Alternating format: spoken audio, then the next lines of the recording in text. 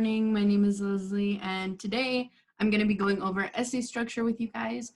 So if you might be a little confused as to what essay structure is, I'm here to kind of help you out in any way that I can, give you some tips and advice for what your teachers may be wanting to see from you next year. So let's get started.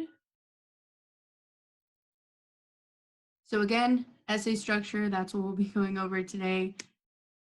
So really, essay structure is, if you guys talked about it maybe a little bit in school, some teachers talk about 3-paragraph essays, but primarily you should be shooting for 5 paragraphs.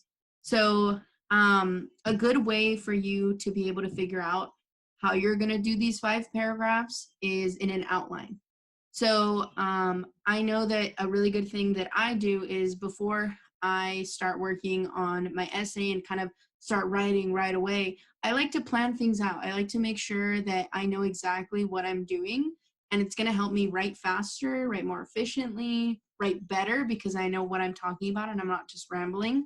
So outlines are going to be your new best friend. A good way that I would say for you to outline your essays is going to be using this paragraph 1, paragraph 2, paragraph 3, 4, 5. And maybe starting off by just writing what each paragraph should be about. So the first paragraph is always your introduction. In the last video that I did, I talked about thesis statements and what is a good thesis. So this is exactly the paragraph where you would include your thesis, and that thesis would be the outline for paragraph 2, 3, and 4. So paragraph 1, again, is your introduction. You have your hook, you have some background information if needed, and then you have your thesis. So those are your 3 things that you have in an intro. And then your first main point is in your second paragraph. So I know that it seems weird to see paragraph 2 first main point, but again, remember, first paragraph, introduction, second paragraph is your first main point. So depending on how you structured your thesis, the first part of your thesis that you wrote about would be your first main paragraph. Your second part would be your second main, and then your third part would be your fourth main paragraph, if that makes sense.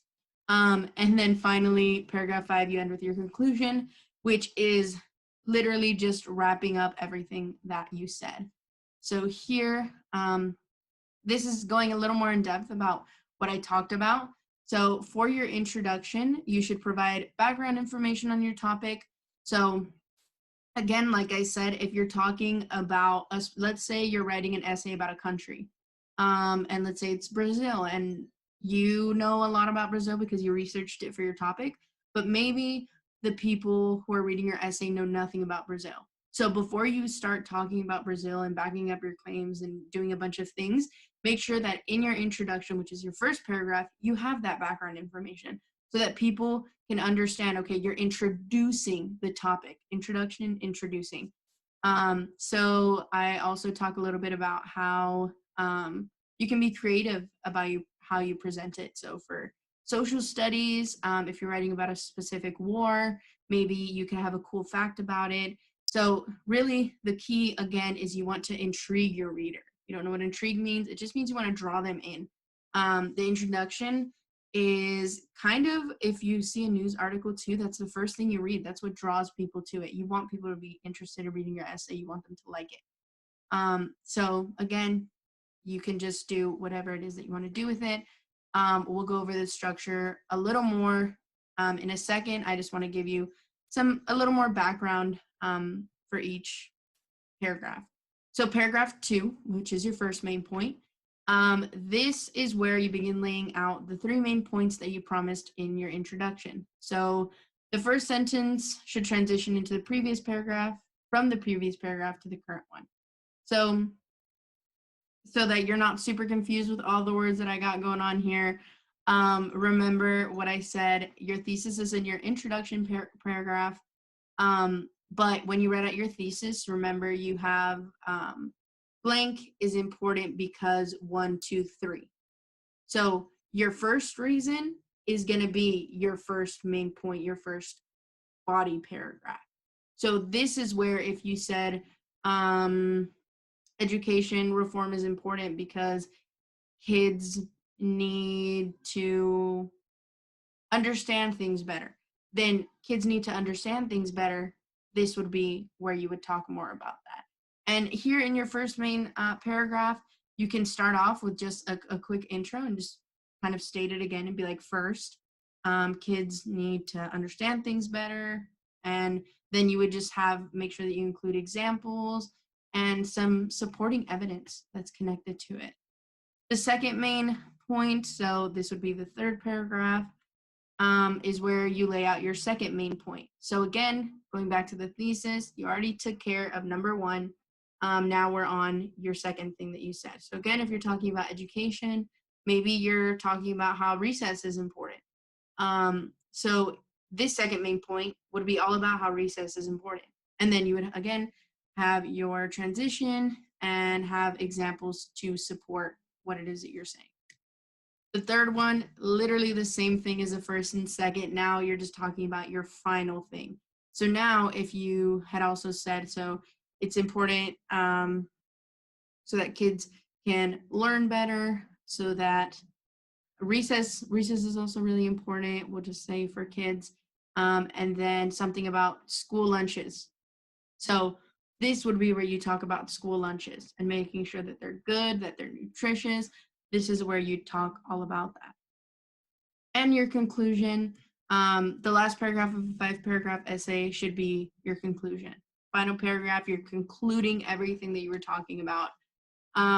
So one way to make a conclusion, I know that sometimes I even struggle with it, but a good way is if you summarize your main 3 points. So if you summarize a little bit about what you talked about in your first body paragraph, second, and third, and then leave your reader with some key takeaways. So if during your research you discovered that like this percentage of students needs some physical activity like recess throughout their day to be more engaged, you can include that. And that's leaving your reader with some takeaway or final thought. So you could also, but when I'm saying that, I also don't mean that you should end with a cliffhanger. It's not good. It's kind of like if you've read your favorite book and by the end of it, you're left with to be continued or this crazy thing happened. That's not what you want to do with your essay. You want to end with something super strong. You want people to be like, wow, okay, great. That all matched. That was all perfect. That's what you want to do. So again, just remember, I think a really good way is, especially for you guys, if you're practicing, is just summarize your main 3 points. Obviously not word for word, but summarize in your own words, maybe a little bit of each. So here I have an example of everything that I was talking about and kind of the structure. So in your intro, an attention getter. It can be a fact, a question, an experience. You want to have that background information because again, what you may know is not what someone else may know. You always want to give some background and your thesis statement. Again, if you need help with that, you can go back to my previous video about thesis statements, but your thesis statement is pretty much blank is important because 1, 2, 3, and you give 3 reasons why it's important. And so your first reason why it's important would be body paragraph number 1. And then your second one would be number 2. And then your third one would be number 3. And then your conclusion, just restate your thesis, but not word for word. I don't want to see that you just copy and pasted your thesis. Change it up a little bit. While you do some research, maybe switch up some words, do that. And closing thoughts. So why is it important? You can restate that. And then you'd be pretty set. I wanted to go over an example essay with you all. I'm going to pull it up here. Okay. So the example essay that I have for you is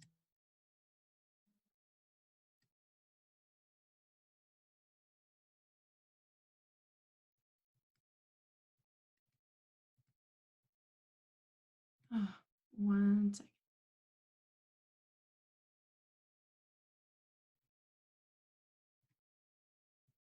Right here. Okay.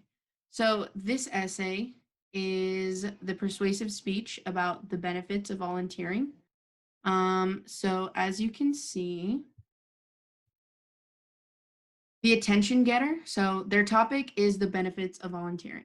Their topic sentence, attention getter, is has anyone ever stopped to help you when you were in need? How did it make you feel?